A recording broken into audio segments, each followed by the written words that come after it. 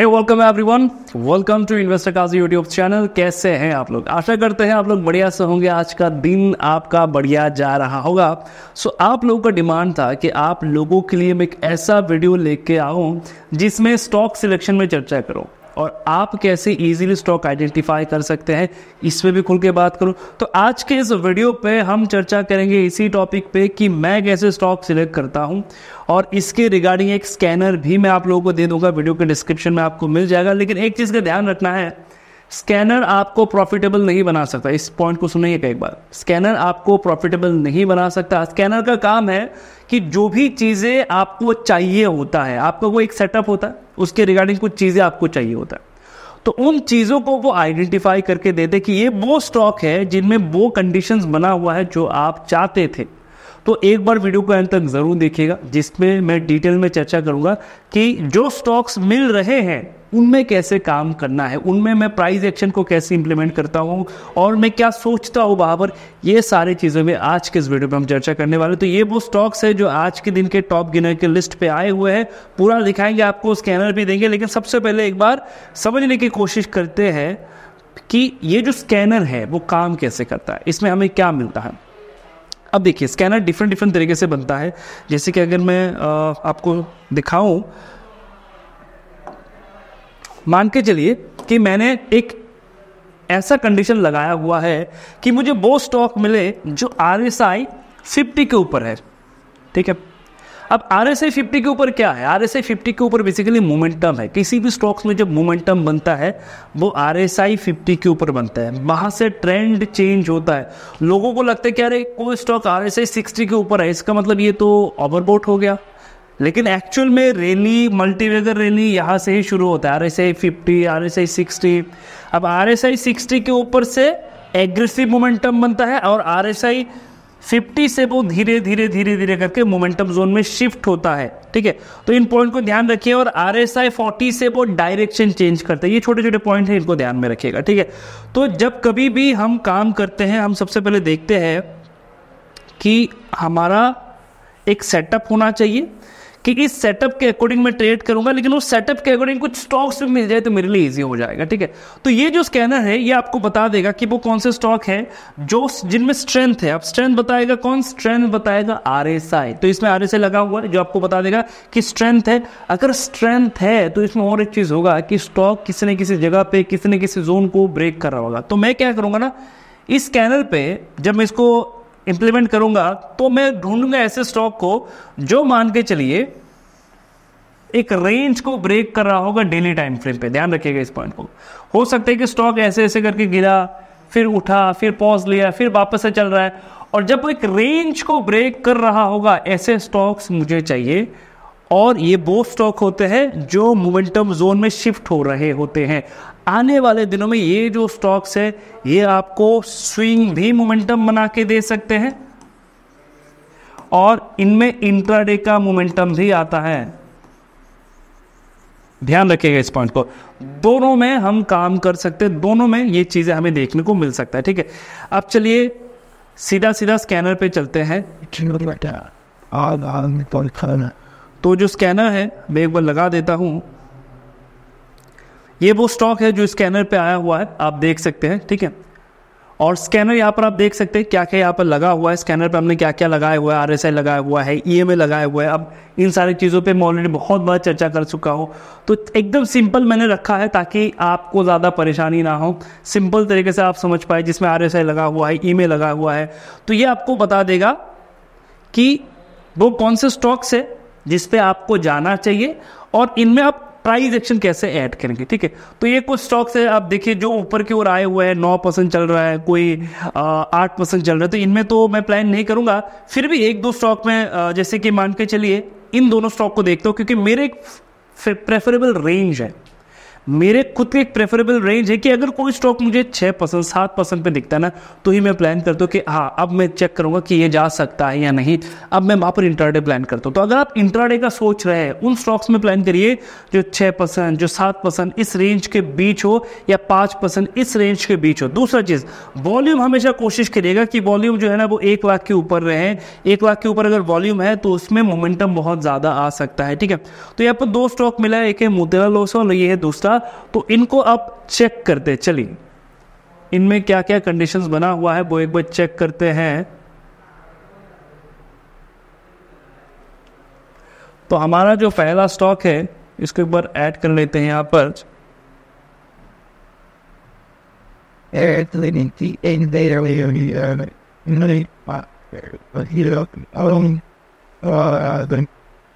ये आ गया हमारा पहला स्टॉक, और 1 आवर पे चलते हैं।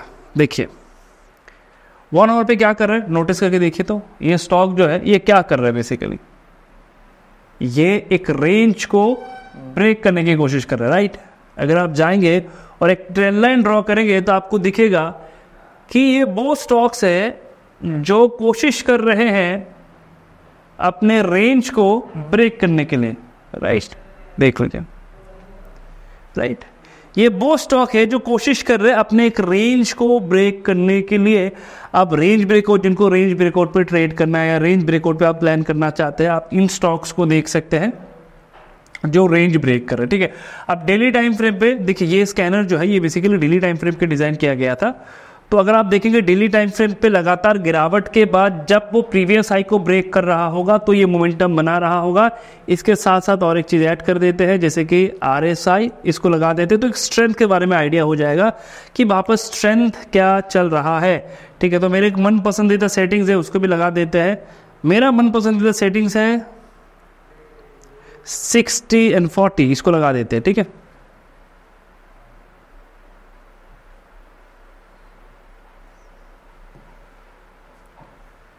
$60 and $40 ये मेरा मन पसंदीदा सेटिंग्स है, और इसको थोड़ा सा रिमूव कर देते हैं, चलिए, और इसको डिफॉल्ट में सेट कर लेते हैं, ठीक है।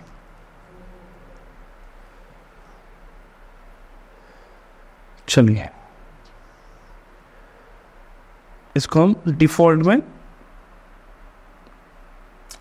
सेव कर देते हैं। चलिए अब देखिए, डेली में RSI 50 के आसपास है, अभी 60 के आसपास है बेसिकली। तो जब वो 50 के आसपास से घूम के जा रहा होगा ना, वो यहाँ पर आ जाएगा।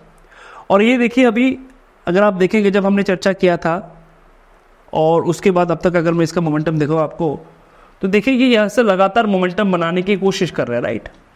ये लगातार मोमेंटम बनाने की कोशिश कर रहा है। जब हमने चर्चा किया था तो यहाँ पर किया था। अब ये पूरा लाइव मार्केट में ही रिकॉर्ड कर रहे हैं हम लोग, ताकि आपको लाइव मार्केट में नॉलेज मिले कि प्राइस की बिहेवियर क्या है, प्राइस कैसे बिहेव करते हैं। तो अगर आप देखेंगे ये मोमेंटम बनाने की कोशिश कर रहे हैं। अब इसमें स्ट्रेंथ है, RSI ये कहता है आपको कि किस प्राइस पे स्ट्रेंथ है, कौन जा सकता है। तो ये दिखा रहा है कि इस प्राइस पे स्ट्रेंथ है, ठीक है। चलिए इसके साथ जो दूसरा स्टॉक्स हमें मिला था आज के दिन, एक बार वो भी चेक कर लेते हैं। तो यहाँ पर और एक स्टॉक है, जैसे कि ये वाला,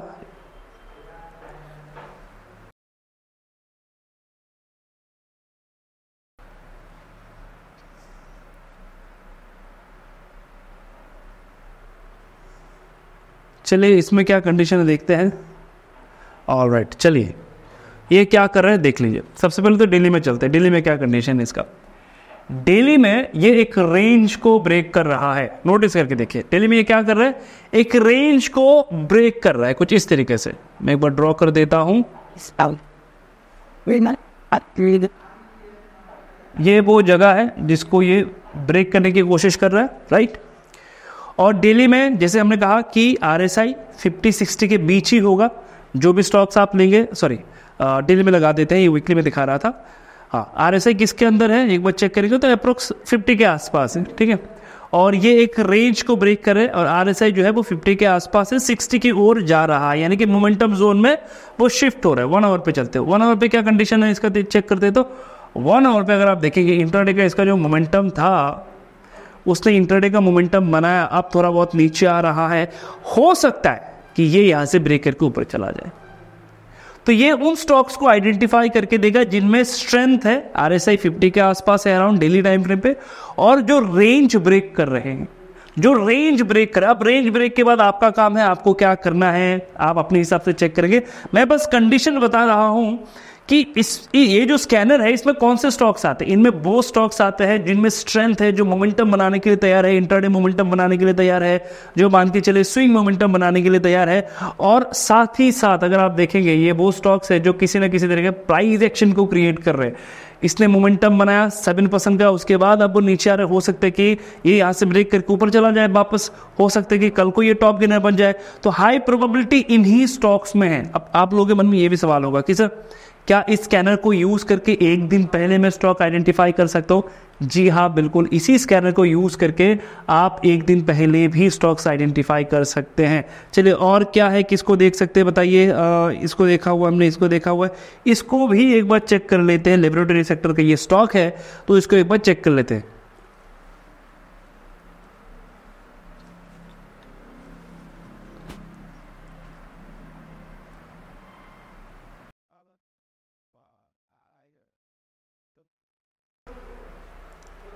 चलिए इसको एक बार चेक कर लेते हैं, इसमें क्या कंडीशंस बना हुआ है। तो अगर आप चेक करेंगे, सबसे पहले तो डेली में चेक करते हैं हम लोग। डेली में क्या है, डेली में अगर आप चेक करेंगे तो डेली में 60 से बाउंस बैक करके जा रहा है और यहाँ से एक प्राइस एक्शन बनाने की कोशिश कर रहा था मॉर्निंग में। लेकिन अगर मैं बात करूँ तो इसका प्राइस एक्शन और मोमेंटम ऑलरेडी आ चुका है। अब कुछ चीज़ें, इसलिए मैंने कहा वीडियो का अंत तक देखिएगा, कुछ चीज़ें धीरे धीरे करके यहाँ पर जैसे जैसे हम चार्ट देखेंगे कुछ चीज़ें धीरे धीरे करके कुछ पॉइंट हम लोग ऐड करते रहेंगे, ठीक है। अगर आप देखेंगे तो इसका मोमेंटम, ब्रेकआउट मोमेंटम वगैरह भी आ चुका है ऑलरेडी मार्केट में, राइट। यहाँ से इसने एक ब्रेकआउट बनाया, ब्रेकआउट मोमेंटम वगैरह इसमें आ चुका है। RSI जो है वो 60 के आसपास था। RSI किसके आसपास था? 60 के आसपास था। 50-60 के बीच जब होता है तो यहाँ पर आता है। अब क्या मैं इसमें ट्रेड करूँगा आज के दिन? अब देखिए मैं कुछ चीज़ों का प्रेफरेंस देता हूँ। अगर आप नोटिस करके देखेंगे ये जो स्टॉक है, अगर मैं दिखाऊँ आपको, देखिएगा इस पैटर्न को देखिए एक बार। एक मोमेंटम, 1 2 3 4 कैंडल, ठीक है। मैं बताता हूँ ये एक्चुअल में कैसा मोमेंटम चल रहा है यहाँ पर और मैं कैसे मोमेंटम में ट्रेड करता हूँ। एक स्टॉक जिसने मान के चलिए ऐसा एक कैंडल बनाया, ऐसा एक कैंडल बनाया, उसके बाद वो लगातार गिरा, ऐसा एक कैंडल बना, लोअर लो बना, उसके बाद और एक लो बना, उसके बाद मान के चले और एक लो बना। तो मैं क्या करता हूँ ना, मैं उन स्टॉक्स को आइडेंटिफाई करने की कोशिश करता हूँ जो लंबे समय से यहाँ पर है। और वो लंबा समय जो होना चाहिए ना, वो मिनिमम 5 से लेके 10 दिन के ऊपर, ठीक है। मिनिमम 10 दिन तो होना ही चाहिए। 10 दिन है तो मेरे लिए बेस्ट होता है क्योंकि उसमें मोमेंटम फास्ट आता है ना। तो कोशिश करिए कि किसी स्टॉक में 7 दिन मिल सकता है, किसी में 8 दिन, किसी में 10 दिन। और दूसरा चीज़, मैं हमेशा कोशिश करता हूं कि मुझे ब्रेकआउट से पहले मिले। ब्रेकआउट से पहले जितने भी स्टॉक्स है, या तो वो ब्रेकआउट में मिले या तो ब्रेकआउट से पहले मिले, ब्रेकआउट के बाद नहीं। अगर आप देखेंगे इसमें ऑलरेडी क्या हुआ, मोमेंटम जो है वो आ चुका है, ठीक है। चलिए अब वापस से चेक करते हैं क्या कंडीशन है इसका। तो उसके बाद क्या मिल रहा है हमारे स्कैनर पे, ये एक बार चेक करते हैं। और मेरे जो मन पसंदीदा, जैसे कि मैंने कहा कि मन पसंदीदा जो स्टॉक्स होते हैं वो 5-6% के बीच ही होता है, इससे ज़्यादा मैं देखता नहीं हूँ। और इसको एक बार चेक करते हैं, लेकिन यह सर्किट में लगा हुआ है, यानी कि इसमें ही मुझे देखना होगा। इसको एक बार चेक करते हैं इसमें क्या कंडीशन है। वॉल्यूम भी ठीक ठाक है,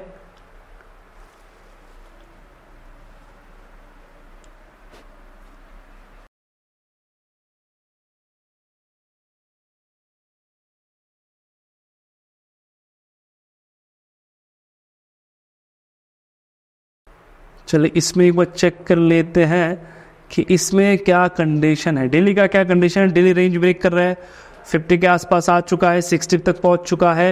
रेंज को कहाँ पर ब्रेक कर रहा है देखिए। तो एक दिन पहले भी अगर आपको प्लान करना है, इसी स्कैनर से आप प्लान कर सकते हैं। लेकिन हाँ, आपको डिसाइड करना है कि आप किस में काम करना चाहते हैं।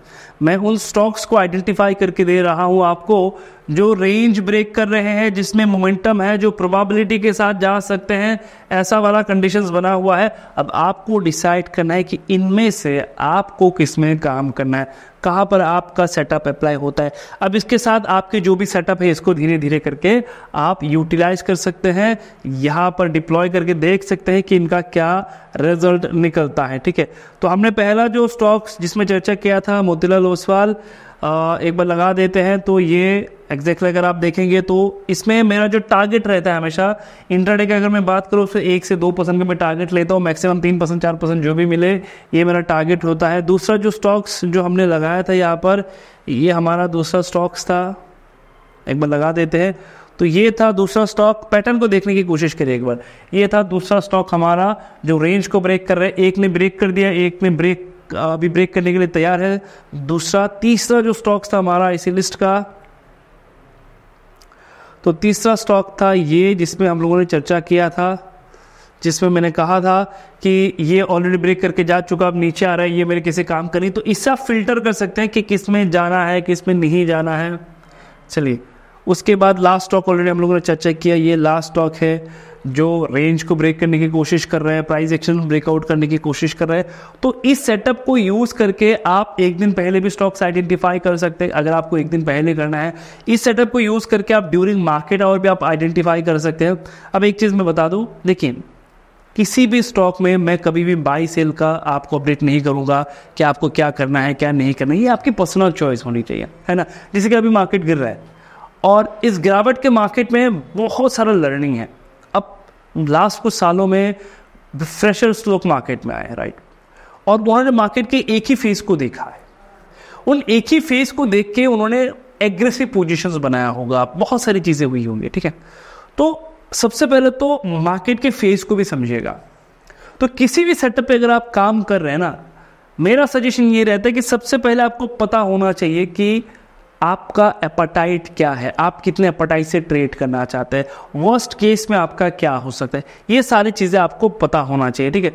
तो अगर मैं बात करूँ, ये वो स्टॉक्स हैं जो तैयार है मोमेंटम बनाने के लिए, प्रोबेबिलिटी है, लेकिन मैं बार बार कहूँगा ये आपके ऊपर है कि आप इनमें कैसे काम करेंगे, आपका रिस्क रिवॉर्ड क्या होगा, आपका टारगेट क्या होगा, आपका स्टॉप लॉस क्या होगा। ये सारी चीज़ें आपके खुद के डिसीजंस होने चाहिए, ताकि कल को अगर मार्केट गिरता है तो आपको रिग्रेट ना हो कि चलो मैंने मार्केट में जो मुझसे डिसीजन बन सकता था मैंने लिया और इसका जो भी आउटकम है। अब अगर इनिशियल डेज पे तुम लॉस में हो तो कोशिश करो वो लॉस कम हो, और अगर प्रॉफिट में हो कोशिश करो बहुत ज़्यादा प्रॉफिट भी ना हो, क्योंकि इसमें ना फिर अंदर एक चीज़ आ जाता है कि मैंने तो एक फेज का मार्केट देखा, मार्केट ऊपर जा रहा है, मैं पैसा कमा रहा हूँ, जिस दिन मार्केट नीचे आएगा कॉन्फिडेंस चूर चूर हो जाएगा। इसलिए मैं कहता हूँ कॉशियस होके ही काम करो, ठीक है।